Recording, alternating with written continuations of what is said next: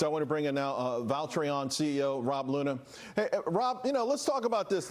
How critical is it that the Fed becomes more accommodative?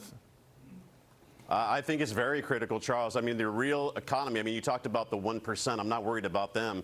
They're doing fine. But the real economy is struggling, Charles. The ability to go out and buy a home right now at close to 7% interest rates, credit card rates up there super high. The real consumer out there, what we need to lead this market, is struggling right now. And I think the Fed's been asleep at the wheel. We need at least 100 basis points cut here in the next 6 to 12 months, Charles. Okay, you just answered my next question, because I think everyone's now back on board with December. I'm hearing some question marks about January, 100 basis points. By the way, I'm in the same camp as you there. So listen, I got to ask you a side note, because we're talking about the economy and the consumer. Got a ton of feedback. Yesterday I had Mike Green on. He wrote this piece over the weekend about the real poverty line being 140,000. Of course, everyone's got an opinion on it. I think the gist of it is that the official poverty line is too low, but what do you think? Yeah, I completely agree. I mean, when you look at it, I took a look at the breakdown. I mean, I think he does have about $30K in there for childcare. If you take that out, that brings it down to about $110,000. But when you also look at that, Charles, he's got about $2,000 in there for housing. I don't know. I moved from California to Tennessee. Definitely a lower cost of living here. But if you want to live in a good neighborhood, a decent apartment's $2,500. So I don't think it's that outrageous. I think conceptually, when you hear $100K salary, you should be doing great. But people are struggling at that amount, Charles. That's why you have to have a two-income household these days. Yeah, and you know what I think people don't talk about? It's hard to quantify it. As your income is going up, especially if you have a family, and I went through this with my kids, they want more. Like, they want more. They want to keep up with the Joneses, right? So Bobby's parents took him to skiing. They wanted to, like, you can make, one of the worst curses is to make $100 grand in this country. I'm going to tell you right now, when you used to make 50, because your kids think you're making $1 million, and forget about what the wife thinks. All right? But let's talk. Don't take him to Disney, Charles. Then you're really in trouble. If you go and you don't buy that pass, yeah, you're going to ride one ride. Let's talk about making some money here.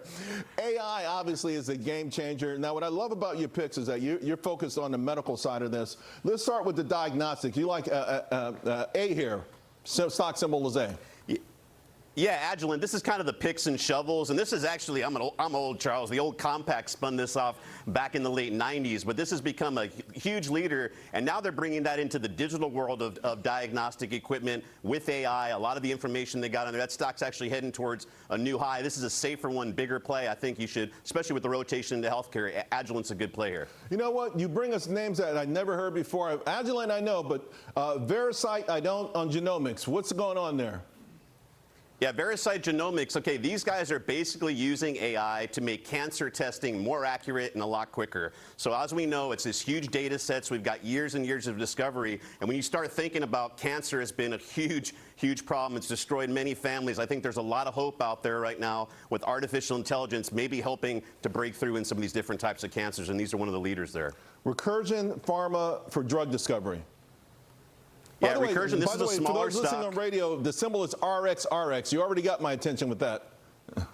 Yeah, RXRX, a lot of, it's a volatile stock, to be honest, out there. But again, if you talk about pharma, this is AI driven. So they're getting new drugs to market quicker. They have their own prop line, but they're doing it for other big pharma companies like Bayer. Kathy Wood's actually just added to this position lately. It's a good one to take a look at. Small cap stock, though, so beware of volatility with that, Charles. Okay, Intuitive Surgical. I wrote about this one in my very first book. All right, this has been a game changer for a long time. Rob, happy Thanksgiving, my friend. Talk to you again soon.